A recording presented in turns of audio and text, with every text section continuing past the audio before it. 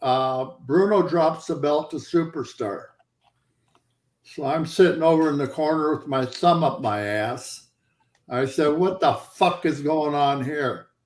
The old man wants to put the belt on me. Bruno has basically promised me the belt. And, but, like the old man came to me, he says, Ken, I know you're upset, but you have to realize this is politics. It's all politics. I promised Eddie Graham down in Florida over a year ago that, we could work something out with whoever he picked. And I said, well, the Superstar hasn't been down there, for a year. No, but when Superstar came in, Eddie, first thing he did was call me. And then I hired you to come in. And I said, okay. So Bobby Backlund's doing TV every 3 weeks for one solid year. 52 TVs. No, it's more than that because the TV was every 3 weeks. So let's say 60 TVs. Vince calls me like 2:00 in the morning at the hotel I always stayed at up there in New York. He says, Ken, I hate to be calling you. He said, do you have time to talk? I said, yeah. He says, Bobby Backlund, as you know, we've had him on TV every 3 weeks for a year now. There's a little town down in southern Jersey, Wildwood, New Jersey. Oh, yeah. During the year, they have 3,000-4,000 population, but during the summer, it swells to 40,000-50,000 people. And they built a brand new convention center down there.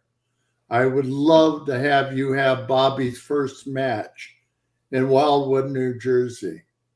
I said, yeah, no problem. Now, a brand new convention center, right? And I'm thinking this big fucking building.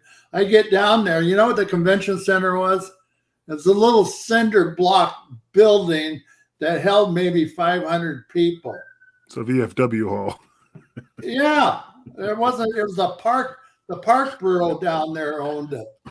And, oh, God, it was like 120 degrees in there. It was a cinder block building. Had to be 120 degrees in the fucking thing. Just, maybe 100, 200 feet off the beach.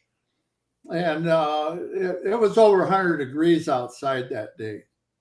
It was unusually hot weather. So anyway, I had this match with Bobby. After the match, we go back to the locker room. The locker room was maybe 10 by 12. And there's 10 guys in there. No water. They hadn't fixed the water yet. And so anyway, Bobby comes over to me and says, Kenny, how'd you like the match? It was good, wasn't it? Now, this is his first official WWF match. I said, Bobby, I've had easier street fights. What? I said, yes.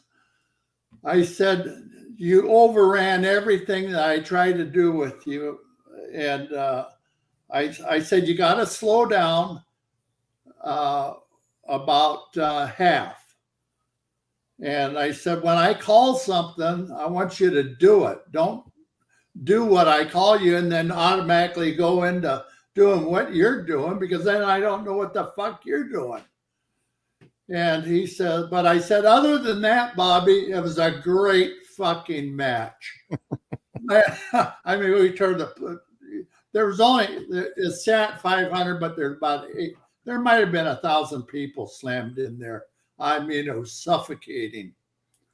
And so anyway, we got through it. The old man gave me a nice bonus. I can't remember exactly what for that type of match, you usually get 300-400 back in those days, back in the 70s. And I think he gave me $1,000 for doing that for him. And so, How about more Black Russians for me?